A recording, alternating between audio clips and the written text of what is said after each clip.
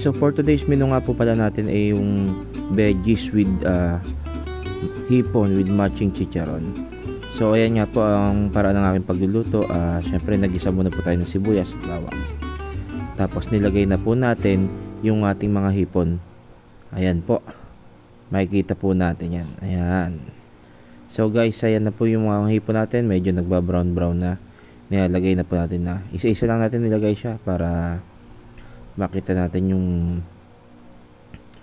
alin pa yung mga hindi pa naluluto.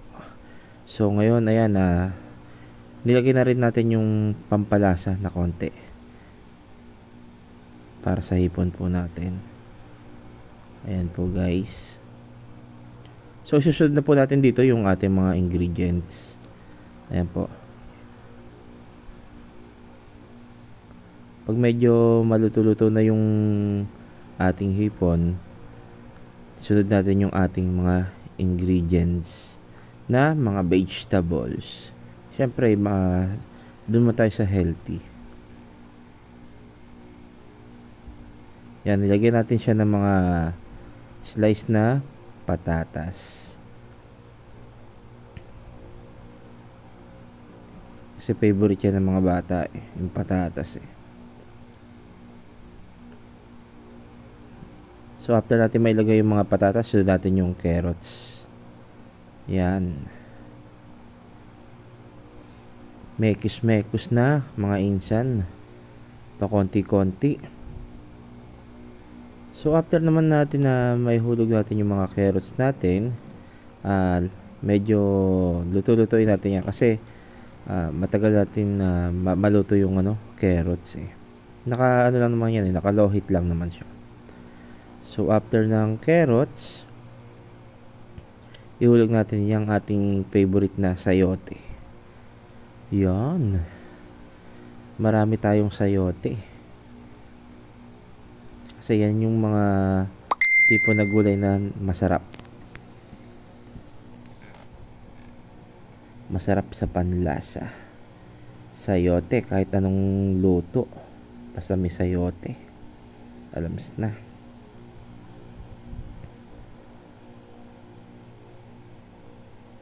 Medyo na yan. Malambot na yung carrots natin. So, pwede natin ihulog o isabay na rin natin yung iba pa natin mga gulay. So, next natin ay ayun. Lagyan na natin ng tapamints. Paminta. Para medyo maanghang yung pagkakalasa niya. Ayan po. Siyempre, lagyan din natin ng asin para mas lumasa. Ayan, halu-haluin natin para kumalat yung asin natin tsaka yung paminta. Ma-absorb lahat ng gulay at tsaka ng ating shrimp. So, ayan, okay na yung ating asin. Haluin lang natin, pakunti-kunti. Ayan. After na mahalo, syempre, ayan naman si Magic Sarap. Ilagay na rin natin yung magic sarap natin.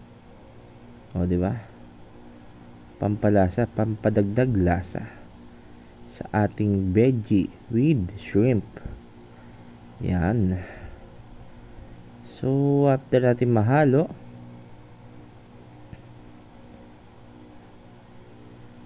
lagyan na rin natin siya ng tubig. Alright. Siyempre, ito munang broccoli. Yan. Isa sa mga masustansyang gulay.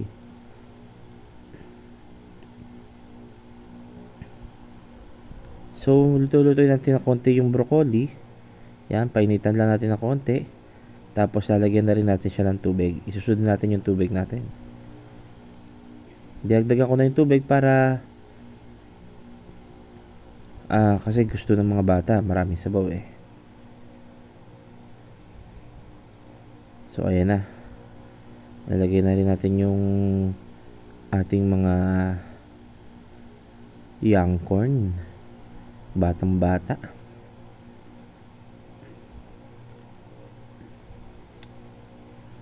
So, para lumambot agad, ayan. Lalagyan na rin siya ng tubig, ha. Where's the tubig? Ibuhos na yan. So, konting halo pa, guys. Ayun na. Alright.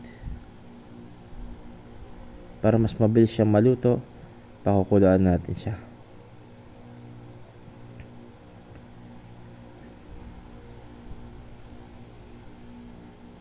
So, after natin gisahin yung mga gulay natin, syempre, eto na ang sabaw.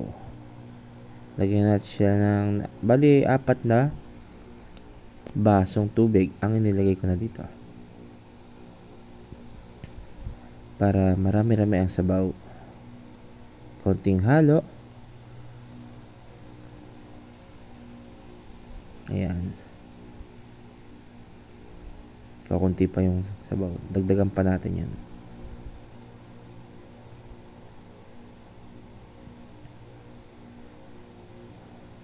Sarap kasi ang sabaw eh.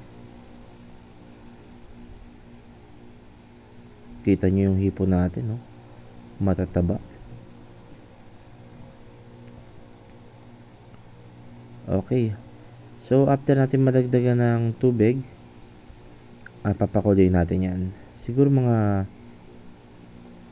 15 minutes. 15 minutes, sobrang tagal pala. Mga ano lang naman. Mga 3 minutes. Ayan. Para hindi ganun malabog yung mga gulay. So, ayan, takpan natin. Malit lang yung pantakip natin eh. So, ayan na nga. After 3 minutes, paghintay, kumukulo na siya. So, ilagay natin ang ating repolyo. Repolyo naman natin, maluluto na yan sa init.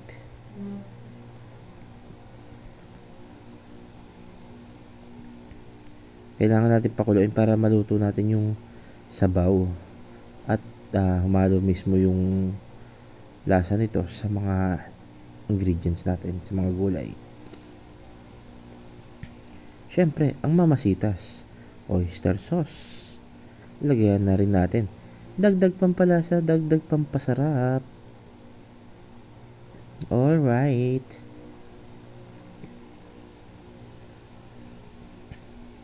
Ayan. So, mekis-mekis. Hay, mekis-mekis na yan, ya. So, after natin na medyo i-flat na lang natin ng konti, then tatakpan na ulit natin yan. Alright. Ayun na nga. Takpan na natin ang ating pagkain. Alright. Lang natin at ito na ang ating finished product. Alright. With chicharon. Siyempre. Binudbura natin chicharon niya sa taas. So, please like and subscribe sa aking page. Thank you. Babush.